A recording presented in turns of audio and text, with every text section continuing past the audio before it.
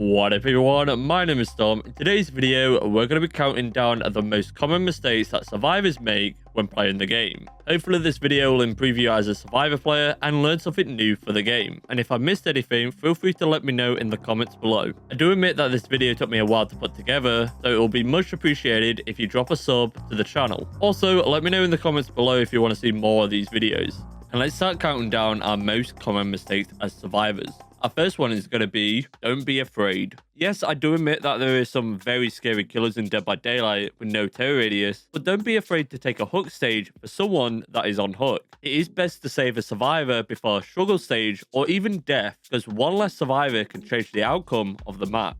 Don't farm each other. What I mean by don't farm each other off hook is pretty much when a killer hooks a survivor and you instantly unhook the survivor underneath the killer's face. Most killers will target you and the person off hook, and some survivors complain that you're tunneling, but in reality it's the survivor's fault for unhooking the survivor straight away, or if the killer is nearby. Be smart when unhooking. Do track the killer. Looking behind you and know where the killer is at all times is very important. The killer has a red stain which you need to keep an eye on. There is some very good perks out there that the killer can use to hide the red stain, or the killer can use a certain tactic called moonwalking. Moonwalking is pretty much where the killer can walk backwards to hide the red stain, or change the path in to catch the survivor off guard. Keep an eye on the red stain and watch your corners. Don't waste pallets or camp them. Try to reserve the pallets for late game instead of early. Yes, you can pre-drop every single pallet in the game to waste the killer's time, but you really want to save that time for later, which is more important. You need to waste as much time as possible, because if you're in chase, the looper, which is you, need to waste as much time as possible when the killer is distracted. This will pass your teammates enough time to complete generators. Yes, it can be frustrating when you loop a killer for 20 plus minutes and no generators can get done, but sometimes it does happen. Try to loop around the tile before dropping the pallet. It all depends on the killer, and you should be able to waste enough time before dropping the pallet straight away. Also, don't camp the pallets, because the most experienced killers will mind game this to catch you off guard. So just be careful. Chain the loops.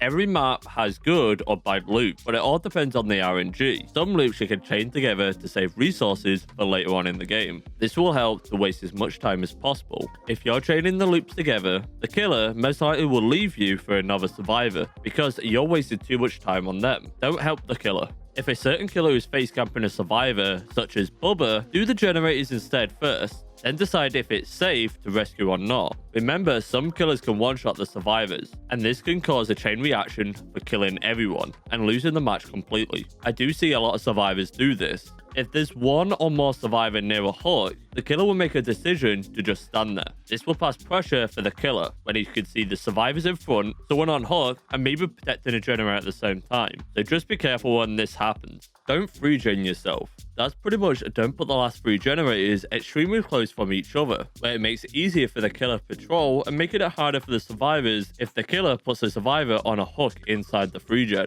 Also, it'll be a nightmare to get out of this, especially if the killer has certain perks to slow down the game. To waste as much time as possible. Don't do nothing. Time is everything when playing survivor. Don't be that one survivor that is urban evading around the edge of the map, or even self-caring for like 10 minutes. Even if the killer has a certain perk to slow down the healing. Make sure you're doing a generator, healing a teammate, being chased, going for unhooks, or cleansing a hex totem, etc. Revealing several perks too early. It is super critical when survivors give away their perks extremely early. This will lead to passing so much information for the killer to use to counter your perks. So be careful when showing off your perks, but don't be walking around the whole map to save your sprint burst. At least 99 your sprint burst to use when you're in chase. Opening the exit door. Make sure the bar is 99% full to see what is happening. This will prevent the endgame collapse timer from starting, and this will make you have unlimited amount of time to go for unhooks, completing tomb challenges, and to help your teammates to escape the trial. If the door is open, then the endgame collapse timer will begin, and you'll feel pressured to do everything as quick as possible. Do unlock the correct characters first. When playing the game for the first time, you'll literally have no idea what the perks actually do. I would recommend playing and leveling up the 3 characters first, and start leveling up these characters that I'm going to suggest in a second. Get these characters to prestige 1 to get these perks teachable for all you other survivors. This will help with reducing the grind. Then later on in the Bloodweb, you can level them up to get better tiers to improve your perk. The perks come in 3 different tiers: yellow, green, and purple, with purple being the best tier, but you can prestige 3 your characters and you'll get tier 3 for all your other characters. The first character that I'm going to level up is Meg Thomas. You want to get these two perks teachable, which is Sprint Burst and Adrenaline. These two perks are very usable in high rated matches. Secondly, I would level up with Dwight Fairfield to try and get the perk teachable, which is Prove Thyself. This perk right here will help with increasing the repair speed for the generators and grant flood point bonuses for cooperative actions. Then the final character that I would level up is Jake Park. Try and get the perk Iron Will teachable. This will help with the volume of the grunts of pain whilst being in the injured state. And maybe try and get the perk Saboteur teachable as well. And this perk could be very helpful to prevent the killers from hooking survivors or preventing the killers from using their scourge hooks. Also, do you want to see a more in-depth video on what survivors to unlock next? Let me know in the comments below. The Bloodweb. I do admit that this is daunting at first, but it is quite easy to understand. You'll be getting blood points within the Dead by Daylight trials by these certain categories, which are objectives: completing generators, completing generator skill checks, opening chests, unlocking the exit door, or escaping through the hatch. Survival. The survival category is broken up into healing states, medkit usage, healing injured survivors, and even stunning the killer. Altruism. Rescuing survivors off hook, healing others, repairing generators near an injured survivor, and even body blocking survivors from the killer. Boldness. Most points in this category come from being up close and personal with the killer. You get quite a lot of points whilst being in chase or escaping from the chase. You also get points for hiding in a locker to evade the killer. When spending blood points after the trial, you can find certain perks, items, offering to help you with your match. I would recommend going for the cheapest route, but if you see a perk, always go for the perk first. Once you get to level 50, you get the option to prestige your character. Your first 3 prestiges transfer your perks onto all survivors with different tiers to improve your ability. How to find the generators faster. Generators are quite frustrating to find, right? Well, on certain maps, such as indoor maps, there's a little trick that can help you find them faster. For example, on the map Larry's Memorial Institution, take a look at the neon signs located outside the room to see if the sign is flashing or not. If the neon sign is flashing, there's always a generator located inside. On the map Gideon's Meat Plant, the generator always spawns whenever the sign door is closed. The generator is always linked to one of these doors, where you have to complete one of the gens to power the door. After completing the generator, the door will open. On the map Raccoon Police Department, also known as RPD, you will notice the light bulb beside the door and the hallways. If the light bulb isn't flickering, that means that there's no generator in that location. If the light bulb is flickering, the generator is in that room. Once the generator is completed, the light bulb will stop flickering. On the map Midwich Elementary School, it is quite tough to find generators when you first play the game. There are main locations where the generators spawn on this map, such as chemistry, music room, library, and sometimes courtyard, and in the hallways. If you look up at the ceiling, in front of every door in the hallway, there will be wires. And if there's no generator, the wire will have nothing happening. However, if there's a generator, the wires will be sparking, and there's no way to tell if the generator is completed or not. Watch content creators. You may be thinking,